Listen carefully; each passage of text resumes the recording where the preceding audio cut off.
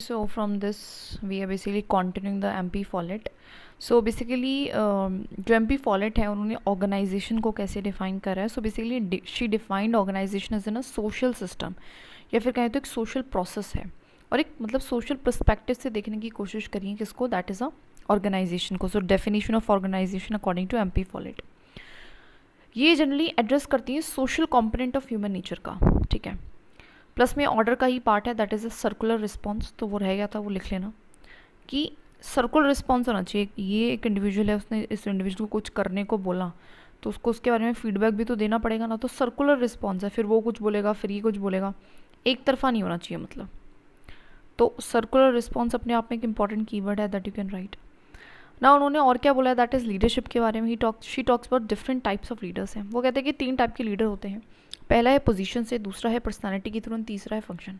वो कहते हैं पोजीशन बाय जो लीडर होता है ना, सॉरी पोजीशन बाय या लीडर बाय पोजीशन जो होता है उसकी वैल्यू हायरार्की पे डिपेंड करती है.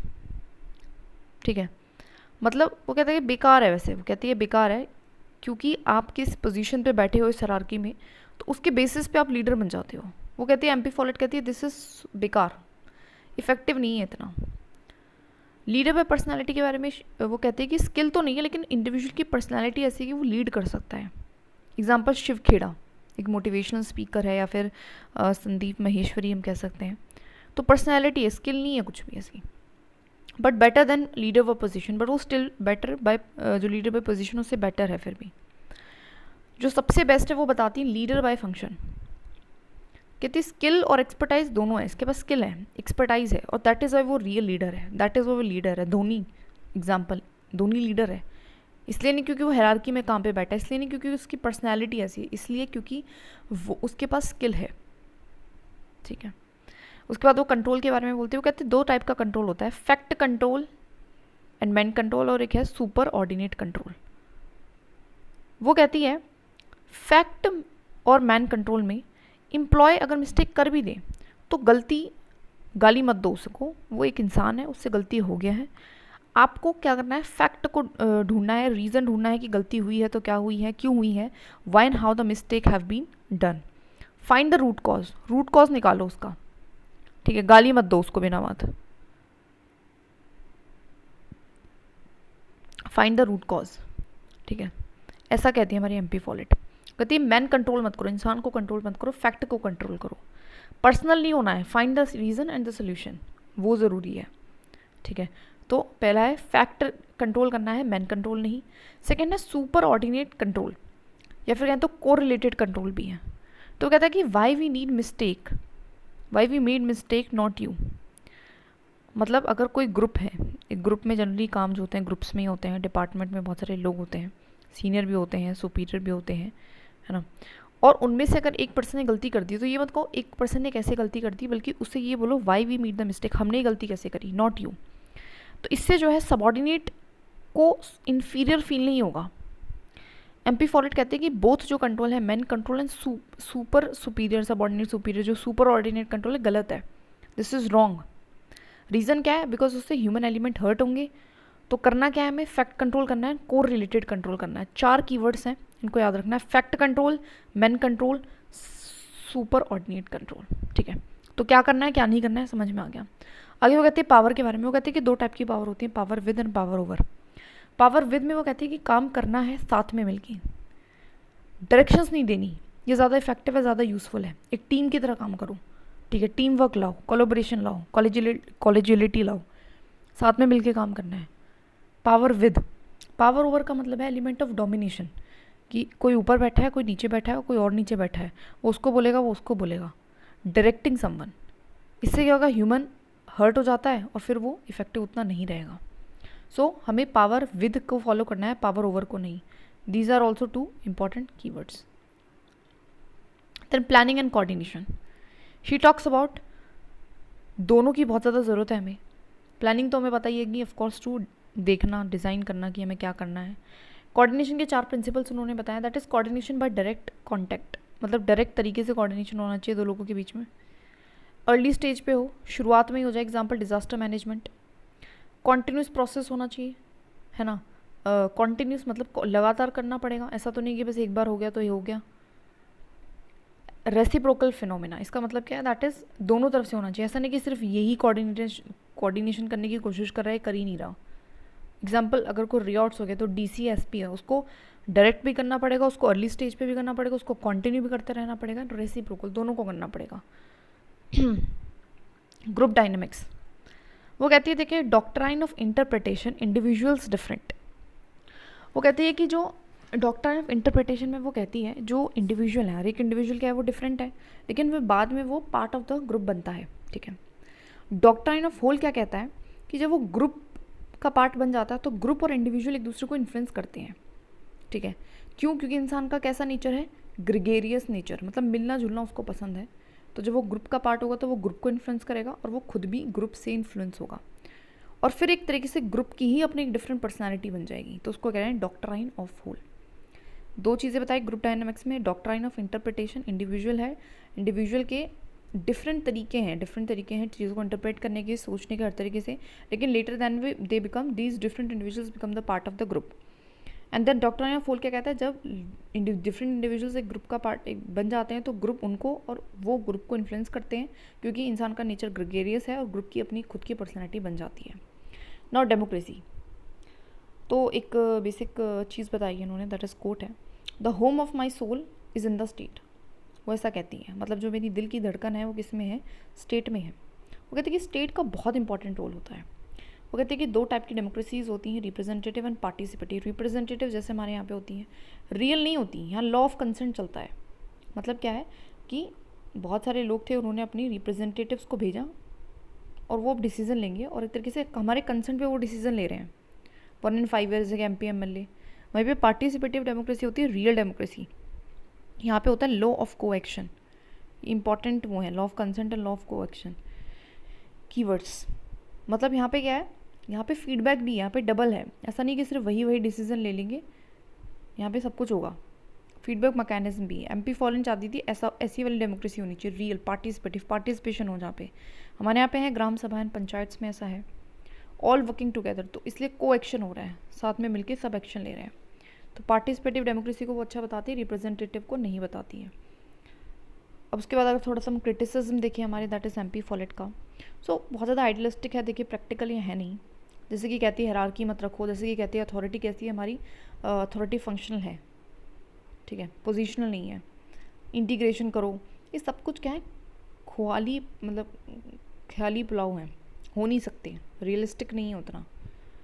पावर विद कांट यूज़ नहीं कर सकते, जैसे कि इमरजेंसी जैसी सिचुएशन है तो आप वहाँ पे कहोगे नहीं, हम डायरेक्शन नहीं देंगे, नहीं डायरेक्शन देनी पड़ेगी। लुथर गुलिक कहते हैं कि वो बहुत ज़्यादा अहेड ऑफ हर टाइम थी, बहुत ज़्यादा आगे जाके उन्होंने सोच लिया, ऐसा तो अभी तक नहीं कर पाए हैं। तो मतलब कुछ जगहों पे कर पाए हैं लेकिन हर जगह नहीं कर पाए हैं। परफेक्ट एडमिनिस्ट्रेशन कुछ भी नहीं होता है जनरली, एक बेसिक अगर हम चीज़ देखें तो एडमिनिस्ट्रेशन कभी परफेक्ट नहीं हो सकता, वो डिपेंड करता है सिचुएशन टू सिचुएशन।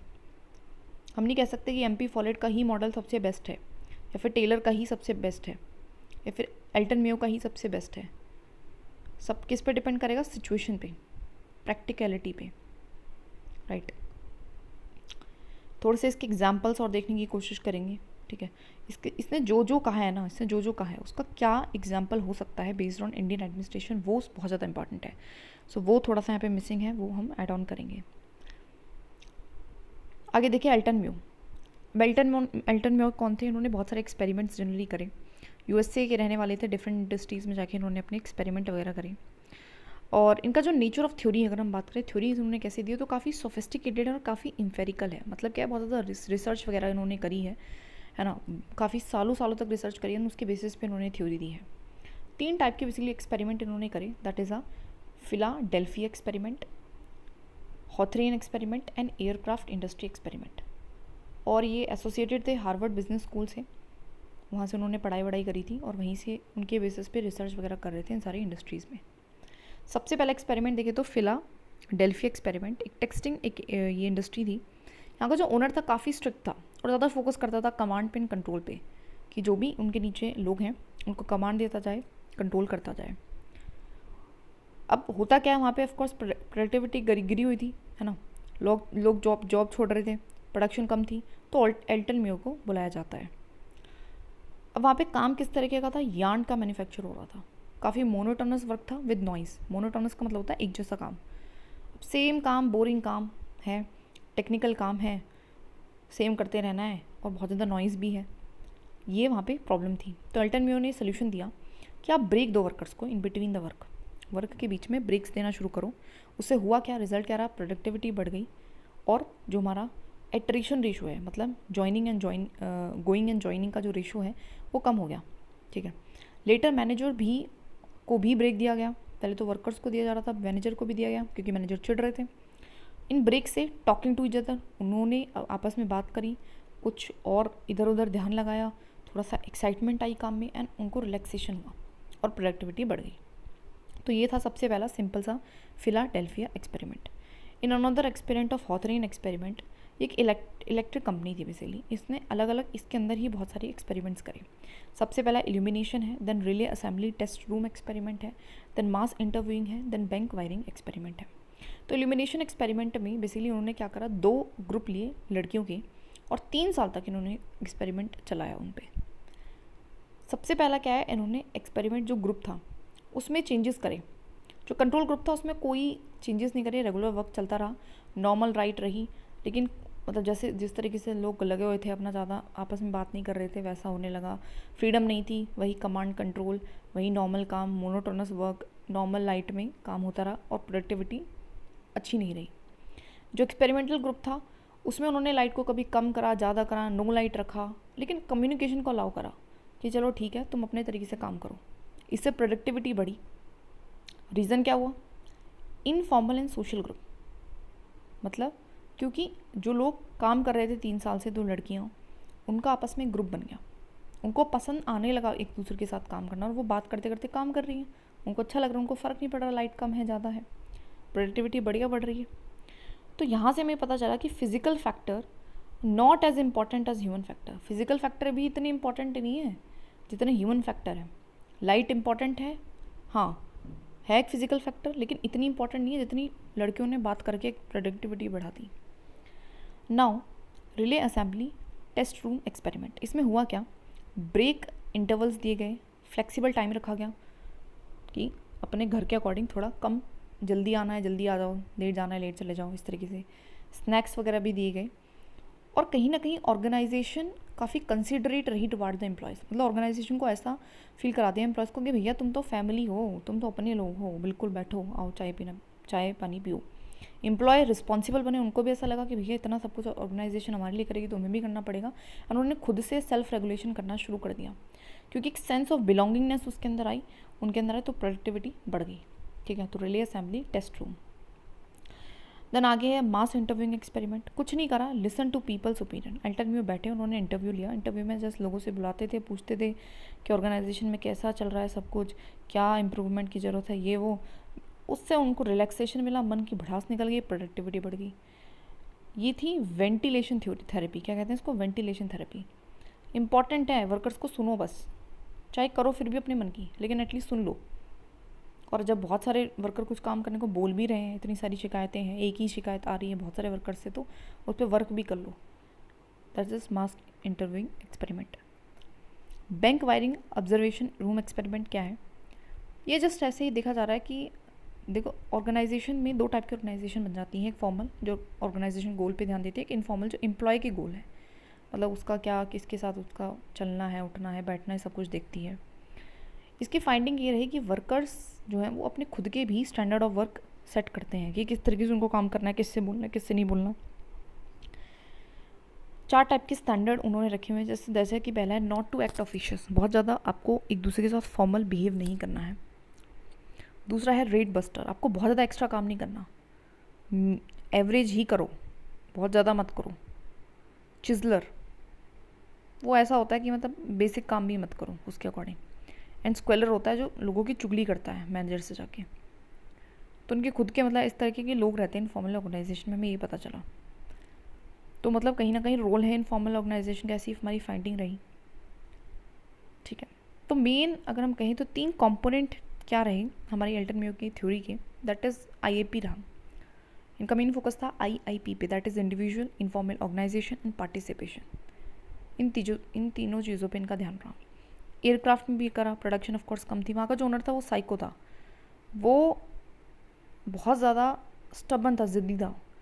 कहता था ना तो इनफॉर्मल ऑर्गेनाइजेशन बना सकते हो, ना ही अच्छे से खा सकते हो बैठ के, ना ही बात कर सकते हो, कुछ नहीं कर सकते तुम। सोल्यूशन क्या दिया अल्टरनेटिव ने कि भैया इनको इनफॉर्मल ऑर्गेनाइजेशन बनाने दो, करने दो बात, खाने दो खाना साथ में बैठ के, ठीक है। तो हमें क्या पता चला, जनरली हमें ये पता चला इनकी थ्योरी से कि जो मोटिवेशन है वो अभी तक मॉनिटरी ही बन के रह रही थी कि पैसे से ही वर्कर्स काम करेंगे, वो गलत हुआ। सोशल मोटिवेशन की बात करो, ये क्या है, सोशल मोटिवेशन की इन्होंने बात करी। इन्होंने बात करी बॉटम अप कम्युनिकेशन, पार्टिसिपेशन की बात करी कि पार्टिसिपेशन होना चाहिए। डेविड रिकार्डो ने रेबल हाइपोथेसिस दिया है कि इंडिविजुअल डिफरेंट होता है और वो एक दूसरे पे अपना कोई भी इन्फ्लुएंस नहीं रखते, लेकिन अल्टरनेटिव कहता है कि हर्ड हाइपोथेसिस होता है, मतलब हर कोई एक दूसरे को क्या करता है, इन्फ्लुएंस करता है। बेसिक चीज़ है, कुछ खास नहीं, ठीक है। आगे बढ़ते हैं, क्रिटिसिज्म ऑफ अल्टरनेटिव। मेन जो फोकस रहा इनका वो ह्यूमन एलिमेंट पे रहा, लेकिन क्या वो जनरल वर्कर का केयर कर रहे थे? नहीं। उनका एम तब भी ये था कि प्रोडक्टिविटी बढ़े, एफिशिएंसी बढ़े, लेकिन by using the human element. Hawthorne effect, ये क्रिटिसिज्म किया जाता है कि इन्होंने जिन लोगों को अंडर ऑब्जर्वेशन उनको पता था कि उनको ऑब्जर्वेशन के अंदर रखा जा रहा, तो उनको कुछ भी स्पेशल जो है इसमें फील होना ही था, मतलब उनको तो पता था कि कोई हमें देख रहा तो हम ज़्यादा अच्छा काम करते हैं, तो प्रोडक्टिविटी ऑटोमेटिकली बढ़ गई। They know that is why. तो क्रिटिसिज्म क्या रहा कि ये बाइज्ड रिजल्ट है, इनके एक्सपेरिमेंट्स कैसे हैं, बाइज्ड हैं। काउ सोशोलॉजिस्ट थे, ये इंपॉर्टेंट है, कीवर्ड है। इसका मतलब क्या है, taking care of worker to just improve the productivity, जैसे कि हमने ऊपर बात करी थी। इनका फोकस सिर्फ प्रोडक्टिविटी पे ही बढ़ाने पे था। काउ सोशलिस्ट का मतलब क्या है यहाँ पे, जैसे कि होता है ना गाय का हम टेक केयर कब करते हैं, जब हमारा, क्योंकि वो हमें दूध दे रही है इसलिए वो हम उसका टेक केयर कर रहे हैं। तो सेम ईयर वर्कर प्रोडक्टिविटी बढ़ाएगा इसलिए सिर्फ टेक केयर करो उसका। पोस्टकॉप जो है, जैसे पोस्टकॉप जैसे प्रिंसिपल्स हैं वो भी इंपॉर्टेंट हैं, उनके बारे में बात ही नहीं करी इन्होंने। एल्टन में उन्होंने कम्प्लीटली फॉर्मल ऑर्गेनाइजेशन को इग्नोर कर दिया, वो भी गलत है, वो भी बहुत ज़रूरी होती हैं। हर सिचुएशन में आप क्या फॉर्मल ऑर्गेनाइजेशन लगा सकते हो, सॉरी इनफॉर्मल। इमरजेंसी सिचुएशंस में, क्राइसिस में, रियॉट्स में आपको क्या करना पड़ता है, फॉर्मल ऑर्गेनाइजेशन को ही फॉलो करना पड़ता है। इन्होंने काफ़ी अंडर एस्टिमेट करा क्लासिकल थिंकर्स के व्यू को, वही बात करी, दैट इज़ वही अपना हायरार्की, डिसीजन मेकिंग, इन चीज़ों पे बात ही नहीं करी, ठीक है। That is it. अब हम एक नया स्कूल शुरू करने जा रहे हैं, that is a behavioural school. Behavioural school में ये सारे थिंकर्स हैं, एक एक करके हम पढ़ेंगे। सबसे पहला है Herbert Simon, then Chester Barnard जिसको हम फादर बिहेवियरल स्कूल कहते हैं, MC Gregor, Abraham Maslow, Herzberg, Rensis Likert and Chris Argyris. इन सारे थिंकर्स के नाम में याद होने चाहिए। तो अब बेसिक हम डिफरेंस देखें तो जो human relation theory system school है, स्कूल एंड जो हमारा बिहेवियरल स्कूल है, ये स्कूल होना चाहिए था, इन दोनों में डिफरेंस क्या है? तो बेसिकली ह्यूमन रिलेशन जो स्कूल है वो अंडरस्टैंड करता है ह्यूमन को फ्रॉम सुपरफिशियल लेवल से। इसका मतलब क्या, ऊपर ऊपर से समझता है सिर्फ। लेकिन वहीं पे बिहेवियरल जो है वो अंडरस्टैंड करता है ह्यूमंस को डेप्थ में जाके। यही मेन इनका क्या है, डिफरेंस है। अगर बात करूँ हर्बर्ट साइमन की सबसे पहले, तो इनको नोबेल प्राइज़ भी मिला है because of their his distinctive theory and logical positivism की वजह से। बिहेवियरल जो हमारा स्कूल है ये लॉजिकल पॉजिटिज्म को ही फॉलो करता है, मतलब रीजनिंग के साथ थ्योरी बनाएगा, थ्योरी देगा, ठीक है, या साइंस बनाने की कोशिश करेगा पेबेड को या मैनेजमेंट को। इनकी जो कंट्रीब्यूशन है इनकी थ्योरी का वो है AI। आज के टाइम पे भी इनका जो है AI के बेसिस पे है, बस इस चीज़ को ध्यान रख लेना। इन्होंने जनरली दिया क्या, इन्होंने दिया एक मॉडल ऑफ डिसीजन मेकिंग कि किस तरीके से डिसीजन लेनी चाहिए। अगर हम बात करें तो उन्होंने क्लासिकल थिंकर के बारे में बात करी है, थोड़ी गालियाँ वालियाँ दी हैं, डिसीजन मेकिंग की बात करी है, then programmed and non programme decisions की बात करी, देन 0 पॉइंट की बात करी है, देन जोन ऑफ एक्सेप्टेंस की बात करी है। एंड उन्होंने साथ में स्टडी करा है डायनेमिक एस्पेक्ट्स को भी। तो सबसे पहले बात करते हैं क्लासिकल थिंकर को क्या बोला है। तो काफ़ी क्रिटिकल रहे, क्लासिकल थिंकर्स को गालियाँ देते थे, कहते थे जो उनके प्रिंसिपल्स हैं वो प्रिंसिपल ही नहीं है क्योंकि वो अनसाइंटिफिक है एंड प्रोवर्ब्स है। कैसे हैं, अनसाइंटिफिक एंड प्रोवर्ब्स, क्यों? क्योंकि वो एक दूसरे के अपोजिट है। कोई बोल रहा है सेंट्रलाइजेशन करो, कोई कह रहा है डिसेंट्रलाइजेशन करो, कोई कह रहा है यूनिटी ऑफ कमांड करो, कोई कहता है कि फंक्शनल वुमेनशिप करो। कहता है यूनिवर्सल नहीं है, और जो चीज़ यूनिवर्सल ना हो वो प्रिंसिपल नहीं हो सकती। तो वो कहता है कि प्रिंसिपल ही नहीं है, बेकार है, पता नहीं क्या क्या बोल दिया है। दूसरा बोलता है कि lacks in theorisation on concept of decision making. कहता है कि डिसीजन मेकिंग सबसे इंपॉर्टेंट कॉन्सेप्ट है, सबसे इंपॉर्टेंट चीज़ है। एक सिविल सर्वेंट हो, एक सिविल सर्वेंट एस्पिरेंट हो, एक टीचर हो, कुछ भी हो, आपको लाइफ में डिसीजन लेने पड़ते हैं और उसके बारे में किसी ने बात ही नहीं करी। डिसीजन जो मेकिंग है डेली टेक्स, अब डीसी देख लो, डीसी एक दिन में कितने डिसीजंस लेता है, उसके बारे में बात ही नहीं करेगी, तो कैसे आप इसको कह रहे हो। तो दो तरीके से करा है, एक तो प्रिंसिपल्स ही नहीं है और एक डिसीजन मेकिंग पे बात नहीं करी। तो बेसिकली ये क्या कहते हैं डिसीजन मेकिंग, वो कहते हैं कि डिसीजन मेकिंग अपने आप में एक होलिस्टिक काम है, मतलब बहुत बड़ा काम है, बहुत इंपॉर्टेंट काम है और आई थिंक सबसे इंपॉर्टेंट काम है। वो कहता है कि ये सारे ही प्रिंसिपल्स को कंटेन करता है। जब आप डिसीजन लोगे तो आपको सब कुछ ही करना पड़ेगा, पोस्ट को आपका पूरा ही अप्लाई करना पड़ेगा। वो कहते हैं कि ऑर्गेनाइजेशन कंटेन करती है डिसीजन मेकर्स को ही। इंसान कर ही क्या रहा है, बैठ के डिसीजन ही तो ले रहा है, जो कि डिफरेंट लेवल्स पे लिए जाते हैं। ऐसा नहीं कि सिर्फ एक ही लेवल पे, डिफरेंट लेवल्स पे जो है डिफरेंट डिसीजंस लिए जाते हैं। Rational model of decision making, वो कहते हैं कि rational model of decision making होना चाहिए। वो कहता है कि बेस्ट डिसीजंस वो होते हैं जो कि मैक्सिमाइजिंग डिसीजन होते हैं, या टेकन फ्रॉम जीरो होते हैं, या फिर रैशनल डिसीजन होते हैं, या फिर कहते हो ड्रास्टिक डिसीजंस होते हैं। मतलब कहते हैं सबसे जो अच्छा डिसीजन है उसके अलग अलग नाम है, मैक्सिमाइजिंग डिसीजन, रैशनल डिसीजन, है ना, ड्रास्टिक डिसीजन, बहुत बड़े। अब डिसीजंस लिए कैसे जाते हैं, डिसीजंस लिए जाते हैं by following the IDC. IDC का मतलब क्या है, intelligence activity, design activity, choice activity. वो कहता है कि looking out for the situation that calls for decision making. सबसे पहले देखो कि आपको किस चीज़ पर डिसीजन लेना है, किस चीज़ पर डिसीजन लेने की ज़रूरत आन पड़ी है, वो आपको देखना है। देन सेकंड है डिज़ाइन एक्टिविटी। आपको सारे ऑप्शंस को देखना है उसके मेरिट्स एंड डीमेरिट्स के साथ, कि आपको किस चीज़ पर डिसीजन लेना चाहिए। ठीक है, इस चीज़ को आपको देखना पड़ेगा। सारे ऑल्टरनेटिव्स दो, देखो उसकी क्या अच्छाई है क्या बुराइयाँ है, देखो उसकी। चॉइस एक्टिविटी करो, देन आपको एक को चूज़ करना पड़ेगा, चूजिंग द बेस्ट। लेकिन अब ऑफकोर्स इसका क्रिटिसिज्म है कि भैया ये पॉसिबल नहीं है। एक पर्सन, एक डीसी है, एक डीएम है, एक पीएम है, क्या वो एक डिसीज़न लेते हुए इतना सब कुछ कर पाएगा क्या? इतना टाइम है उसके पास, इतना रिसोर्स है, इतना मनी है, इतना टाइम है, इतनी टीम वर्क है, इतनी क्रेडिबिलिटी है, कैपेबिलिटी है? नहीं है। सो दैट इज़ वाई इसका काफ़ी क्रिटिसिज्म हुआ। लेकिन फिर वो एक नए कंसेप्ट के साथ आते हैं, दैट इज़ एडमिनिस्ट्रेटिव मैन। वो कहते हैं कि बहुत सारी रुकावटें हैं, मनी की, टाइम की, रिसोर्सेज की, नॉलेज की, डायनेमिक इन्वायरमेंट की, इसलिए उन्होंने एक नया न्यू मॉडल दिया that is a bounded rationality model. वो कहता है कि सेम ही स्टेप्स है, इंटेलिजेंस वही, करना तो वही है, लेकिन थोड़ा सा डिफरेंस है। डिज़ाइन एक्टिविटी में एक चेंज है। क्या चेंज है? रैशनल में तो आप सारे ऑप्शंस को एवोल्यूशन कर रहे थे, लेकिन बाउंडेड रैशनलिटी में आपको क्या करना है, सिर्फ सफिशिएंट सैंपल्स लेने हैं, कुछ बेस्ट बता दिए। जैसे ये कहते हैं ना, देखो मैं कहीं घूमने जाऊँ और मैं क्या करूँ, उस प्लेस के 10 किलोमीटर की रेडियस में जितने भी होटल्स हैं सबको देखूँ। ठीक है, इसमें मैं क्या करूँगी, किसी ने मुझे बताया 3 to 4 होटल्स जो कि बहुत बेस्ट है वहाँ के, और मैंने उसके बेसिस पर डिसीजन लिया। तो ओनली सफिशिएंट सैंपल्स लेना है और हमें सेटिस्फाइंग को पिक करना है, जिसको हम कहेंगे सेटिस्फाइंग डिसीजन। और इस डिसीजन का नाम क्या है, सेटिस्फाइंग डिसीजन हमें लेना है। सम टाइम इसको हम मैक्सिमाइजिंग डिसीजन भी बोल रहे हैं। क्या कह रहे हैं, मैक्सिमाइजिंग डिसीजन भी बोल रहे हैं। ठीक है, डिज़ाइन एक्टिविटी में चेंज। ठीक है, समझ में आया? तो बाउंड्री रैशनलिटी क्या है, सिर्फ सफिशिएंट सैंपल्स को देखना है एंड उसे सेटिस्फाइंग डिसीजन लेना है। मैक्सिमाइजिंग डिसीजन भी समटाइम लिया जाता है, मतलब उससे समटाइम वही मैक्सिमाइजिंग डिसीजन है अपने आप में। एग्जाम्पल देख लेते हैं रैशनल डिसीजन का।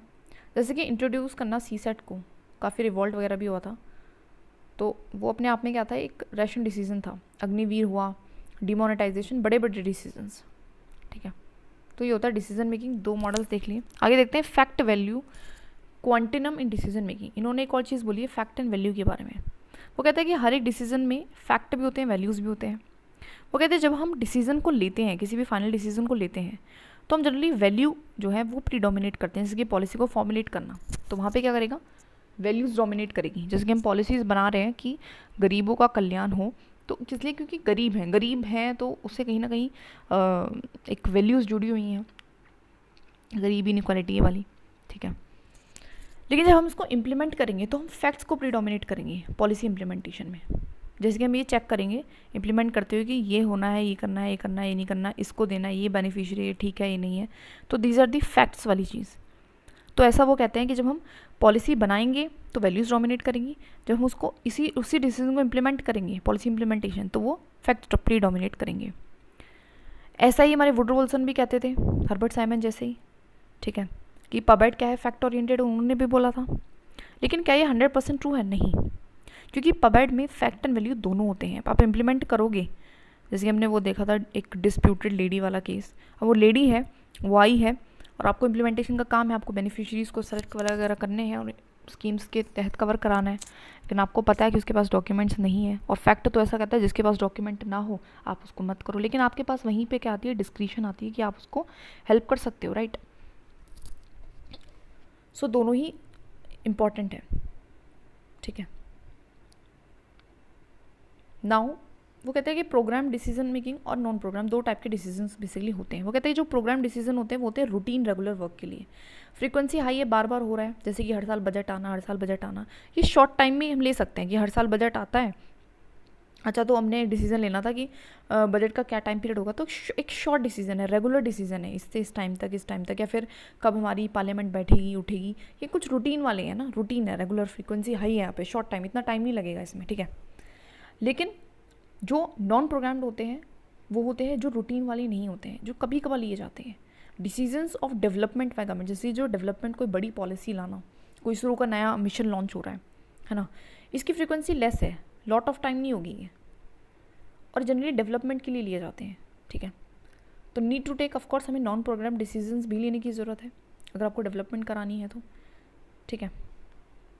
अब 0 पॉइंट क्या है, देखो एक कंसेप्ट ऑफ मोटिवेशन है, ये कहता है कि comparison between employees reach 0 point feels demotivated and contribution क्या करेगा, गिर जाएगा।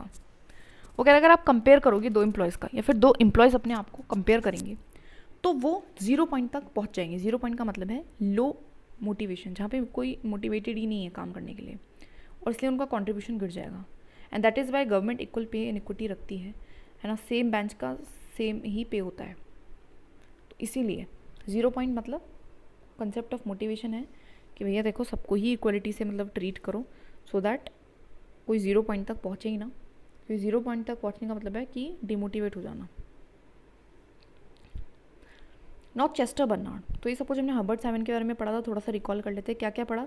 सबसे पहले उन्होंने गालियाँ दी, दैट इज़ हमारे क्लासिकल थिंकर्स को कि तुम्हारी प्रिंसिपल्स अच्छे नहीं है और ना ही तुम डिसीजन मेकिंग की बात करो। Then he talks about the decision making कैसे लेना है, दो उन्होंने दैट इज़ तरीके बताए, rational model and boundary rationality model. Then उन्होंने that is fact and value के बारे में बताया। देन उन्होंने प्रोग्राम नॉन प्रोग्राम डिसीजन के बारे में बताया। Then he talks about the 0 point, ठीक है, मोटिवेशन के रिगार्डिंग। चलिए आगे बात करते हैं चेस्टर बर्नार्ड। चेस्टर बर्नार्ड को हम फादर ऑफ बिहेवियरलिज्म भी बोलते हैं। उन्होंने बहुत सारी बातें करी हैं, देख सकते हो, formal organisation, informal organisation, acceptance theory of authority, fiction of authority, zone of indifference, contribution satisfaction, principle of communication, decision making. तो इंडिविजुअल, तो सबसे पहले देखते हैं फॉर्मल ऑर्गेनाइजेशन के बारे में वो क्या बोलते हैं। वो कहते हैं कि जो इंडिविजुअल है ना उसकी लिमिटेड कैपेसिटी है, वो सारे काम तो नहीं कर सकता, ठीक है। एक ऑर्गेनाइजेशन उसमें बहुत सारे काम होते हैं, है ना, और सारे काम तो किए नहीं जा सकते, तो आप और कोऑर्डिनेशन की भी ज़रूरत है अगर बहुत सारे लोग करेंगे तो। इसी से बर्थ होता है हमारी फॉर्मल ऑर्गेनाइजेशन का, कि बहुत सारे लोग प्रॉपर कोऑर्डिनेटेड तरीके से काम करें, कोई कन्फ्यूजन ना हो, कोई कॉन्फ्लिक्ट ना हो, उसके लिए you need formal organisation. Formal organisation है क्या, it is like a system of consciously coordinated activities, लेकिन दिमाग को खोल के, दिमाग को यूज़ करके हम क्या कर रहे हैं, माइंडफुल तरीके से हम कोऑर्डिनेट कर रहे हैं एक्टिविटीज़ ऑफ 2 और मोर इंडिविजुअल्स को, ठीक है, इन अ डिफाइंड वे, ठीक है। 3 बेसिकली कैरेक्टरिस्टिक्स होते हैं हमारे फॉर्मल ऑर्गेनाइजेशन की। तो सी से याद रखेंगे, कॉर्पोरेट करने की विलिंगनेस होना, willingness to cooperate, common purpose and communication. ये 3 चीज़ें हैं जो कि हमारे फॉर्मल ऑर्गेनाइजेशन को मिला के बनती है, willingness to cooperate, common purpose and communication. Responsibility of जो एग्जीक्यूटिव है, रिस्पॉन्सिबिलिटी है जो एग्जीक्यूटिव्स की, ऐसा बोलते हैं हमारे चेस्टर बर्नार्ड कि ये करेगा कौन, ये सारे काम कौन कराएगा, कोऑर्डिनेट कौन कराएगा, कॉपरेट कौन कराएगा, कम्युनिकेशन कौन देखेगा, कॉमन पर्पस कौन एक डायरेक्शन में गोल को अलाइन करेगा, तो वो करेगा, that is the executive.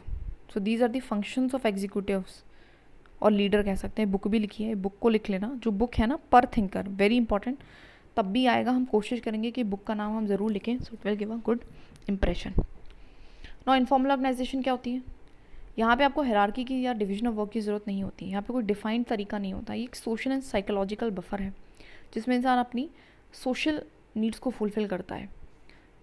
Personality development of course यहाँ पे होती है क्योंकि आप एक ग्रुप में रहते हो, you talk about other skills जो भी आपकी हैबिट्स हैं and you will get praise and compliment. तो पर्सनालिटी डेवलप होती है, आप एक दूसरे से मतलब बहुत सारी चीज़ें सीखते हो। दिस अ ग्रेपेवाइन मतलब इनफॉर्मल कम्युनिकेशन होती है यहाँ पे, है ना, कोई किसी को बता रहा है कोई किसी को, this is just diagram.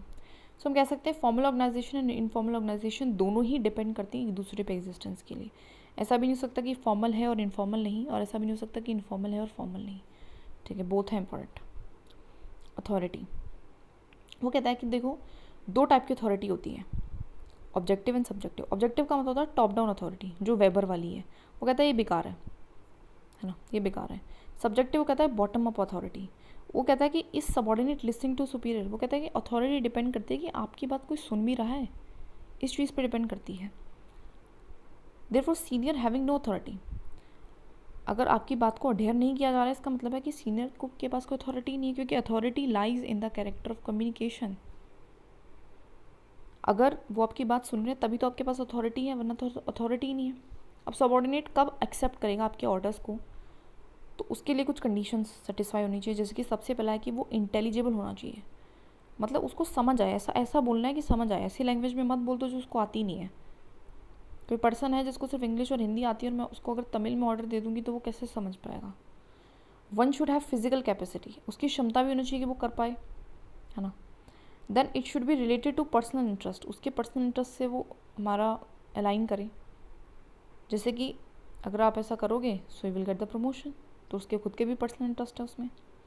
And should be related to organisation goal, ऐसा नहीं कि खुद के लिए केले मंगवा रहे हैं बाजार से, तो ऐसा भी नहीं होना चाहिए, ऑर्गेनाइजेशन के काम से ही आपको बोलना है। ठीक है। और फिक्शन ऑफ अथॉरिटी क्या कहता है, कहते हैं बिलीव कि सुपीरियर सबॉर्डिनेट रिलेशन, ऐसा बिलीव होना कि सुपीरियर सबॉर्डिनेट रिलेशन है, ठीक है। और उससे क्या है मतलब कि मतलब डर है, सुपीरियर का डर है, और सुपीरियर सुपरवाइज कर रहा है सबॉर्डिनेट को, सॉरी मैंने गलत पढ़ दिया था, तो उसको डर है। अब डर की वजह से या फिर तो वो ज़्यादा काम करेगा, ठीक है, या फिर तो वो ज़्यादा काम करेगा, या फिर अपवर्ड डेलीगेशन ऑफ अथॉरिटी कर देगा। मतलब क्या है, सबॉर्डिनेट थोड़ा सी बटरिंग करेगा और सुपीरियर से उस काम को करवा लेगा, या फिर उसको डर होगा कि मेरे से खराब हो जाए इसलिए सुपीरियर से काम करा लेगा, तो उसको कहते हैं फिक्शन ऑफ अथॉरिटी, वो कहते हैं फियर ऑफ अथॉरिटी। डर, अथॉरिटी के कारण डर, डर से या फिर तो अच्छा कर देगा या फिर क्या करेगा, करेगा ही नहीं। तो अथॉरिटी एब्सोल्यूट नहीं है बट फिक्शनल है। मतलब क्या है कि ऐसा नहीं है कि ये चीज़ उसकी है, तो अथॉरिटी मतलब शिफ्ट हो रही है ना, शिफ्ट हो रही है, इसलिए उसको फिक्शनल बोला गया है, डेलीगेट हो रही है ना। ना जोन ऑफ इंडिफरेंस, वो कहते हैं कि सेम है जोन ऑफ एक्सेप्टेंस है, जोन ऑफ एक्सेप्टेंस जो अभी उसने बताया था हर्बर्ट साइमन ने। जोन ऑफ इंडिफरेंस क्या है, वो कहता है कि सर्टेन जो ऑर्डर्स है ना वो एक्सेप्टेबल होते हैं सबॉर्डिनेट के थ्रू विदाउट एनी हेजिटेशन, उनको कोई प्रॉब्लम नहीं है, मुझे कोई आके बोल रहा है तो मेरे को कोई प्रॉब्लम नहीं हो रही है, मैं कर रही हूँ। क्यों, क्योंकि वो फॉल करें under the zone of indifference, ठीक है। कुछ होते हैं जिनमें हेजिटेशन होती है एक्सेप्ट करने की, दैट क्यों, क्योंकि वो फॉल करते हैं outside the zone of indifference. Zone of indifference क्या है, ऐसा जोन जिसमें सबॉर्डिनेट एक्सेप्ट कर लेगा ऑर्डर्स को विदाउट हेजिटेशन। नैरो रहेगा तो ऑफकोर्स लेस ऑर्डर्स एक्सेप्ट करेगा, वाइड रहेगा तो एक्सेप्ट ज़्यादा ऑर्डर्स करेगा। हाउ, अब होगा कैसे ऐसा, कैसे हम इसको वाइड कर सकते हैं, कैसे हम इसको ब्रॉड कर सकते हैं, तो उसके लिए उन्होंने बताया कि इंड्यूसमेंट्स दो। इंड्यूसमेंट्स में उन्होंने दो स्पेसिफिक टाइप की बताई, दो टाइप की, मतलब specific inducements and general. Specific में मोटिवेट करो इंडिविजुअल्स को बट मॉडरेटली, मोटिवेशन तो देता है लेकिन बहुत ज़्यादा नहीं देता। जनरल इंड्यूसमेंट मोटिवेशन बहुत ज़्यादा देता है। स्पेसिफिक इंड्यूसमेंट का एग्जांपल है मटीरियल, ये मॉनेटरी भी लिख सकते हो, नॉन मॉनेटरी पैसा या बिना पैसे वाले काइंड में कुछ दे दिया। Desirable physical infrastructure, physical structure है अच्छा है, उसके डिज़ायर के अकॉर्डिंग अच्छा है। आइडियल बेनिफेक्शंस, प्राइड वगैरह फील करा दिया उसको, तारीफ़ कर दी उसकी एक बार, तो ये सारे हैं स्पेसिफिक। जनरल इंड्यूसमेंट्स होते हैं जैसे कि एसोसिएट अट्रैक्टिवनेस, इसका क्या मतलब है, जो आप जिन कोलीग्स के साथ काम कर रहे हो आपकी उनके साथ अच्छी खासी बन रही है, कोई कॉन्फ्लिक्ट नहीं है, पीस ही पीस है, तो आप मोटिवेट रहोगे वहाँ पे जाने में और काम करने में। फिजिकल इंफ्रास्ट्रक्चर तो है लेकिन as per one needs and choice, मुझे पसंद है हॉट चॉकलेट पीना और हॉट चॉकलेट ना मिली तो फिर क्या फ़ायदा मेरा वहाँ पे जाके पीने का, right. In large participation, participation होना चाहिए, तुम्हारी बात सुने जा रही है, ठीक है, पार्टिसिपेशन है, कोई डिसीजन लिया जा रहा है तो तुमसे पूछ के लिया जा रहा है, ऐसे नहीं ले लिया जा रहा। डिज़ायरेबल कम्युनिकेशन, कम्युनिकेशन भी अच्छी खासी हो रही है, डिज़ायरेबल।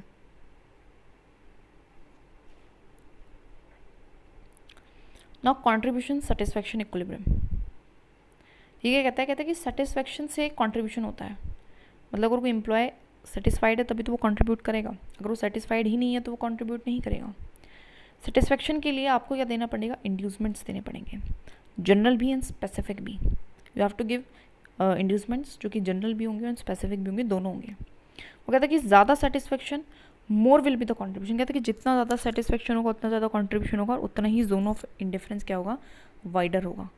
तो सब कुछ क्या है, कनेक्टेड है। सेटिस्फैक्शन होनी चाहिए जिससे कि कंट्रीब्यूशन आए, कंट्रीब्यूशन आएगा और सेटिस्फैक्शन होगा तभी हमारा जो जोन ऑफ इंडिफरेंस है वो क्या होगा, बड़ा होगा, कंट्रीब्यूशन भी ज़्यादा आएगा क्योंकि सेटिस्फैक्शन ज़्यादा। वो किस पे डिपेंड कर रहा है, इंड्यूसमेंट्स पे। Inducements why material, social, psychological, सब तरीके की देनी है, ठीक है। Now he talks about the principle of communication. वो कहता है कि कम्युनिकेशन को काफ़ी डिटेल में ही टॉक्स अबाउट। वो कहता है कि जो हेनरी फ्योल है उसने भी वैसे बात करी है लाइक कम्युनिकेशन के बारे में, तो है ना, गैंग प्लैंक के थ्रू उसने 7 प्रिंसिपल्स बताए इसने, चेस्टर बर्नार्ड ने, अबाउट द प्रिंसिपल। वो कहता है कि there should be formal channel of communication होना चाहिए। वो कहता है कि everyone should be aware about the formal channel of communication, सबको पता भी होना चाहिए, है लेकिन पता नहीं है तो फिर क्या फ़ायदा है, फिर कोई भी किसी से बात कर लेगा जाके। Everyone linked with the formal channel of communication, हर कोई लिंक होना चाहिए उस चीज़। ऐसा नहीं है कि दिस इज़ अ, देखो ये सारे पर्सन हैं और एक ये पर्सन है, ये तो लिंक है, लेकिन इस तक कोई बात कैसे पहुंच पाएगी जब तक वो लिंक ही नहीं हुआ उस हिरार्की में, उस कम्युनिकेशन के चैनल में। देन वो डायरेक्ट एंड शॉर्ट होना चाहिए, देन को इंटरप्रेट ना करे, उसको इंटरप्ट ना हो, एंड जो पर्सन जो कि सेंटर ऑफ कम्युनिकेशन में वो स्ट्रॉन्ग हो, मतलब ये पर्सन है, इस पर्सन को इस पर्सन तक बात पहुँचानी है तो उसको इसके थ्रू पहुँचानी है, तो वो स्ट्रॉन्ग होना चाहिए, उसकी बात ढंग से सुने और उसकी बात को ढंग से आके बता पाए। ईच एंड एवरी कम्युनिकेशन कैसे होनी चाहिए, ऑथेंटिकेटेड, कुछ भी बकवास नहीं करेगा कोई, बिना प्रूफ के नहीं बोलेगा कोई कुछ भी, तो इस चीज़ का भी ध्यान रखना है। फॉर्मल चैनल ऑफ कम्युनिकेशन जो होता है जनरली उसमें होते क्या, रूल्स होते हैं कि मूवमेंट कैसे होगी, फाइल की किस तरीके से बात करना है, कोई बात किस तरीके से करनी है, किसको किससे परमिशन लेनी है, सारी चीज़ों की। एग्जांपल सजडू है, सजदू में क्या है, जैसे कि नीचे होता है अंडर सेक्रेटरी, देन हमारा deputy secretary, then joint secretary, additional secretary and secretary. So ये सेक्रेटरीज हैं, इस तरीके से ही जो है फ्लो ऑफ कम्युनिकेशन होता है ना, फ्लो ऑफ फाइल होता है, सब कुछ इसी तरीके से होता है। Now informal channel of communication होता है, हाँ वो सोशल मीडिया, आम जिंदगी है, व्हाट्सएप के through. Now decision making, decision making पे आपको पता है हर्बर्ट साइमन ने तो पूरा मॉडल दिया है किस तरीके से लेना है। वेरी इंपॉर्टेंट एक हमारा जो है और फॉर द ऑर्गेनाइजेशन कि डिसीजंस ले। डिसीजन मेकिंग एक चॉइस मेकिंग एक्टिविटी है, तो ये भी यही कह रहे हैं सेम चीज़, ठीक है। अब 2 टाइप के डिसीजन होते हैं, कहते हैं कि 2 टाइप के डिसीजन लिए जाते हैं। एक पर्सनल होता है जो इलॉजिकल और इरेशनल बेसिस पे, जैसे कि मुझे तुमसे हुआ है प्यार, अब क्यों प्यार हुआ है वो उसमें कोई लॉजिक नहीं ढूंढ सकते, कोई रैशनलिटी नहीं है उस चीज़ में। ऑर्गेनाइजेशनल जो होते हैं जिसमें जनरली हम मीन एंड एंड कंपोनेंट को देखते हैं, मतलब मीन और एंड को देख के ध्यान में रखते हैं। मीन जनरली अपॉर्चुनिस्टिक होता है, मतलब हमारे पास अपॉर्चुनिटी है कि बहुत सारी चॉइसेस में से हम कुछ एक चूज़ करेंगे, ठीक है। लॉट ऑफ ओपिनियन है या फिर ऑप्शन है आपके पास और आपको कंसिडर करना पड़ता है while choosing strategic factors, limiting factors को। एंड का मतलब है कि जस्ट ये मॉरल होना चाहिए बस नेचर में, राइट फॉर यू, आपके लिए बस सही होना चाहिए, ये एंड होता है, ठीक है। बेसिक चीज़ उन्होंने बताई।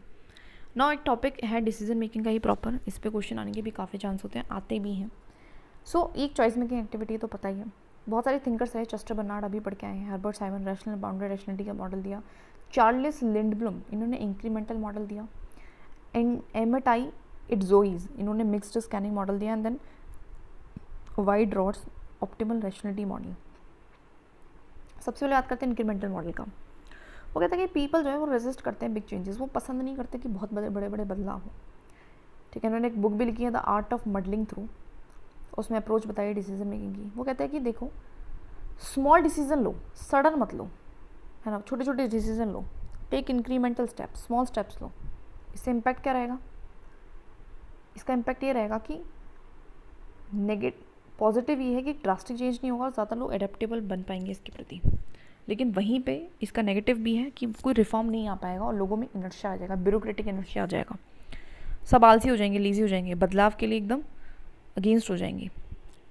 एमिताई इट्जोइनीज मिक्स्ड स्कैनिंग मॉडल, ये कहता है कि दोनों मॉडल्स को ना समराइज कर देता है, जो हर्बर्ट साइमन ने बताया था और जो चार्लिस लिंडब्लम ने बताया, दोनों के मॉडल को कर दिया। वो कहता है कि बड़े बड़े डिसीजन लो, ये कहता है कि छोटे छोटे डिसीजन लो। तो रैशनल मतलब बड़े डिसीजन लो, इंक्रीमेंटल मतलब छोटे छोटे डिसीजन लो। कहता है कि दोनों डिसीजन अपने लिए ज़रूरी हैं, तो दोनों ही लेना पड़ेगा। बड़ा जैसे कि सोलर एनर्जी, इलेक्ट्रिक व्हीकल्स, जैसे कि दिल्ली में अभी हुआ इलेक्ट्रिक व्हीकल्स बैन हो गए हैं, सॉरी मतलब normal vehicles, only electric vehicles चलेंगे। इंक्रीमेंटल डिसीजन लो, है ना।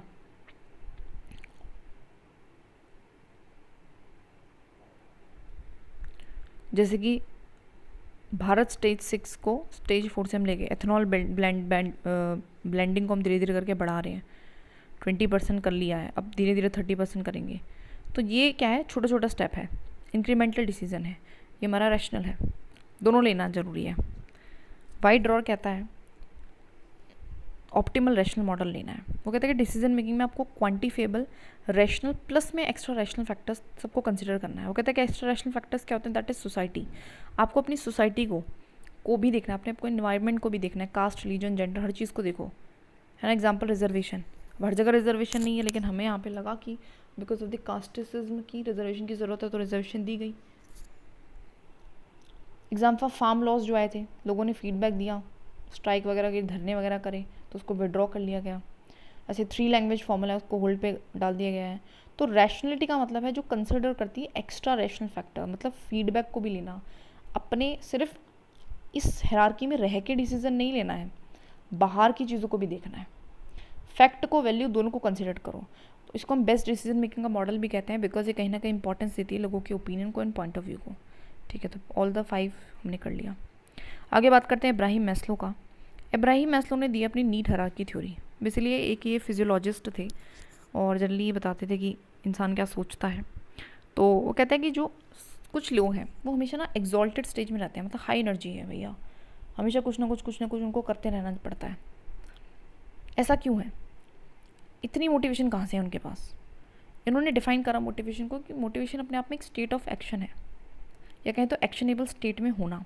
और कोई इंसान होता क्यों है? बिकॉज ऑफ द नीड्स, ज़रूरतों की वजह से ऐसा होता है कि इंसान ऐसा करता रहता है। Need put an individual in a state of action, कहते हैं कि ज़रूरत ही इंसान को क्या करती है, एक्शन में लेके आती हैं। फिर वो कहते हैं कि मल्टीपल स्टेट होते हैं नीड्स के। कुछ एजम्पशंस भी उन्होंने बताई हैं, जैसे कि सबसे पहला नीड से एक्शन होगा, दूसरा उन्होंने 5 टाइप की नीड्स बताई, तीसरा उन्होंने बताया कि नीड जो है वो हमेशा हायरार्किकल मैनर में चलेंगी, मतलब सबसे पहले ये वाली नीड फुलफिल होंगी, फिर ये वाली, फिर ये वाली, फिर ये वाली, इस तरीके से। नीड दैट गेट फुलफिल, वो एक और चीज़ कहते हैं कि जो नीड है जो फुलफिल हो जाती है वो नो लॉन्गर मोटिवेट इन इंडिविजुअल, वो ज़्यादा मोटिवेट नहीं करती है आगे वाले इंडिविजुअल को। ठीक है, at a point of time individual is motivated by single need only. और वो कहते हैं कि एक टाइम पे जो आपकी एक टाइम पे एक इंडिविजुअल जो है एक ही नीड से मोटिवेट करता होता है। ठीक है, तो ये कुछ उनकी एजम्पशंस हैं। 5 टाइप की उन्होंने नीड बताई हैं। सबसे पहला है फिजियोलॉजिकल नीड, वो कहते हैं कि बॉडी रिलेटेड नीड है, हंगर, थर्स्ट, सेक्स, स्लीप, ये सारी। Then it talks about the security need, कि चीज़ों को सिक्योर करना है, job security, money security, house security. Then social need, कि हमें एक सेंस ऑफ बिलोंगिंगनेस, लव चाहिए। देन सेल्फ इस्टीम, मतलब recognition, advancement, achievement, growth, respect इंसान को चाहिए होती है। एंड सेल्फ एक्चुअलाइजेशन, जो कि चाहते हैं कि अपनी पोटेंशियल को पूरी तरीके से यूटिलाइज़ किया जाए, है ना। और इन लोगों को सबसे ज़्यादा हार्ड होता है मोटिवेट करना, क्योंकि मनी से मोटिवेट होंगे नहीं, सब कुछ कमा लिया उन्होंने, इज्जत कमा ली है, शोहरत कमा ली है, पैसा कमा लिया है, सिक्योरिटी है ना, प्यार व्यार सब मिल गया, इनको अब क्या चाहिए, फिर भी कुछ ना कुछ करे पड़े हैं। तो वो ये वाले लोग होते हैं, सेल्फ एक्चुअलाइजेशन। अब क्रिटिसिज्म क्या है इसका? वो कहते हैं कि at a time motivation by only one need, वो कहते हैं कि एक टाइम पे जो मोटिवेशन है ना वो सिर्फ और सिर्फ एक ही नीड से होती है। ये चीज़ गलत है। एक टाइम पे आप अलग अलग नीड से मोटिवेट हो सकते हो, ऐसा कुछ नहीं है। People motivate with different needs. मुझे मुझे खाना भी मोटिवेट करता है, पढ़ना भी मोटिवेट करता है ना। और मतलब मुझे फूड तो सबसे ज़्यादा अलग अलग टाइप के फूड मुझे अलग अलग टाइम पे मोटिवेट कर रहे हैं, बल्कि वो एक बेसिक नीड है, वो है मेरे पास, स्टिल मोटिवेट हो रही हूँ। कुछ नई चीज़ें, नई नोटबुक भी मोटिवेट कर देती है टू स्टडी। सो ऐसा नहीं होता है। Needs get fulfil can also can motivate again and again. ये भी अगेन एंड अगेन आपको मोटिवेट करती है, जो भी नीड्स फुलफिल हो जाती हैं। वही मैंने बताया है ना, फूड हुआ फुलफिल है, लेकिन फिर भी वो मोटिवेट करती है इंसान को। एल्डेफर ने दी अपनी ERG theory, basically updated version है पिछली वाली थ्योरी का ही, ठीक है। और ERG का मतलब है existence, relatedness and growth, full form है इसकी। इन्होंने भी कुछ अजम्पशंस बताए। वो कहते हैं कि fulfil need can motivate an individual again. वो कहता है कि अगर आपकी नीड फुलफिल हो गई है तो उसका मतलब ये नहीं कि वो आपको मोटिवेट नहीं कर सकती, वो आपको मोटिवेट करती है, बार बार करती है। प्लस वो ये भी कहते हैं कि at a point of time जो इंडिविजुअल है वो ऑल्सो भी मोटिवेटेड बाय मल्टीपल नीड, वो बहुत सारी नीड्स से मोटिवेट होता है एक टाइम पे। Then he talks about not everyone had different type of need. हो सकता है कि किसी की नीड सिर्फ इतनी ही हो, हर किसी का लेवल नहीं है कि 5 लेवल क्रॉस करेगा ही करेगा। हो सकता है किसी की नीड सिर्फ पैसा ही कमाना हो, ख़त्म, और कुछ नीड ही नहीं है उसकी। सो सबकी अपनी ही नीड होती है। सो ये उन्होंने बेसिकली करा क्या है कि सेल्फ इस्टीम को 2 में तोड़ दिया है, बाकी कुछ नहीं है। एक्सटर्नल इंटरनल में आपको खुद को फील होना चाहिए, recognition, achievement, growth. And external में होना चाहिए कि दुनिया को फील हो रहा है। तो इस तरीके से होता है। इन पहली 2 को उन्होंने एग्जिस्टेंशियल बोला है, दूसरे को रिलेटेडनेस एंड तीसरे को ग्रोथ नीड्स बोला है। Also talked about the frustration regression concept. वो कहता है कि इंसान कभी कभी बहुत ज़्यादा फ्रस्ट्रेट हो जाता है एंड इस वजह से वो रिग्रेस मतलब इन्हीं नीड्स में फुलफिल रह जाता है, जैसे कि लेबर क्लास स्पेसिफिकली। वो इतना ज़्यादा फ्रस्ट्रेट है लाइफ से कि वो जो पैसा कमाते हैं उसको सिर्फ किस चीज़ में लगा देते हैं, शराब पीने में, बस, नथिंग एल्स। आगे कुछ नहीं सोचा उन्होंने, ना घर सिक्योर करना है, ना प्यार चाहिए उनको, ना रिकॉग्निशन चाहिए, कुछ नहीं चाहिए, क्योंकि फ्रस्ट्रेशन के कारण। सो पीपल का ज़्यादा फोकस किस चीज़ पे हो जाता है, लोअर नीड्स पे हो जाता है, लोअर ऑर्डर पे, ड्यू टू फ्रस्ट्रेशन। फ्रस्ट्रेटेड इतने हैं वो, इतना ज़्यादा, ठीक है। मैस्लो एंड एल्डिफर में फ़र्क क्या है? देखो मैस्लो जो है वो ज़्यादा हायरार्की की बात करते हैं, यहाँ पे एल्डिफर लेवल्स की बात करते हैं, डिफरेंट लेवल्स हैं नीड्स के। कोई हो सकता है कि पूरे लेवल क्रॉस कर दे, कोई हो सकता है कि यहीं पर करा जाए। मैस्लो कहता है कि needs to go in sequential order, मतलब सीक्वेंस में ही जाना है। लेकिन एल्डिफर करता है ऐसा नहीं है। कुछ लोगों की नीड होती है कि उनको सेल्फ इस्टीम चाहिए भैया, उनको पैसा भी नहीं चाहिए। NGO में जो लोग काम करते हैं उनको अपनी खुद की सेटिस्फेक्शन चाहिए होती है। ओनली अनसेटिस्फाइड नीड्स मोटिवेटेड, ऐसा मैस्लो कहते हैं। लेकिन एल्डिफर कहते हैं कि सेटिस्फाइड हो या अनसेटिस्फाइड दोनों ही मोटिवेट करती हैं। ये ज़्यादा रिजिड है, ऑफकोर्स ज़्यादा फ्लेक्सिबल है। रेलेवेंस अगर हम देखें तो आज के टाइम पे आपको पे कमीशंस में देखने को मिलेगा ऐसा, ठीक है।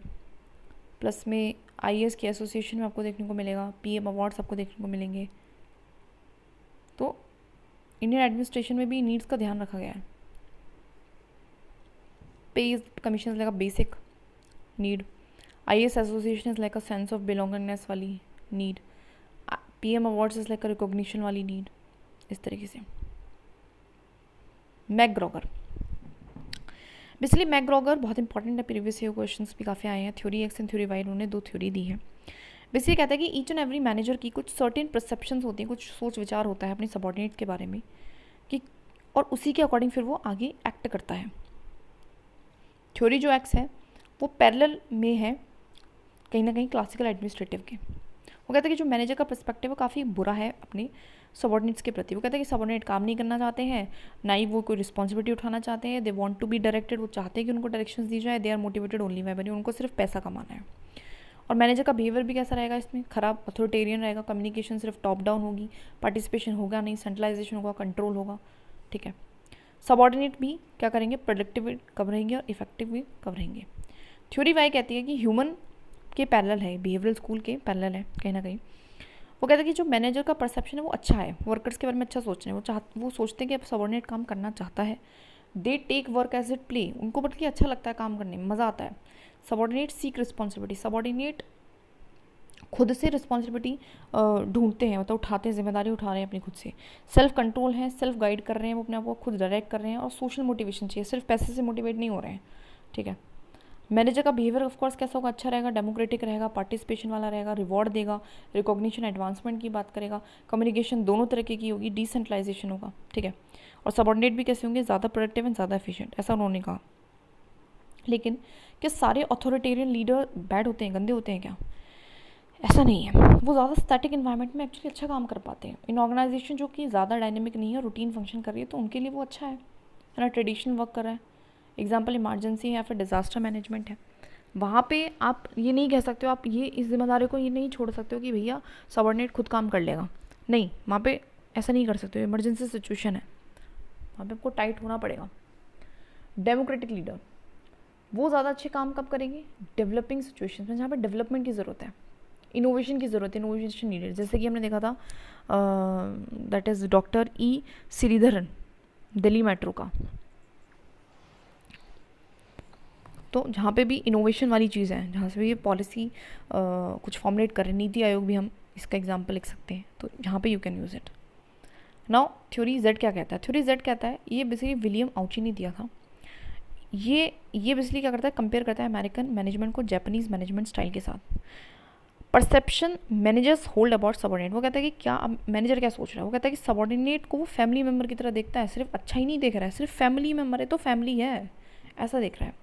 और इसके चलते ही जनरेशन्स वर्क कर रही हैं एक सिंगल कंपनी में, ऐसा हो जाता है।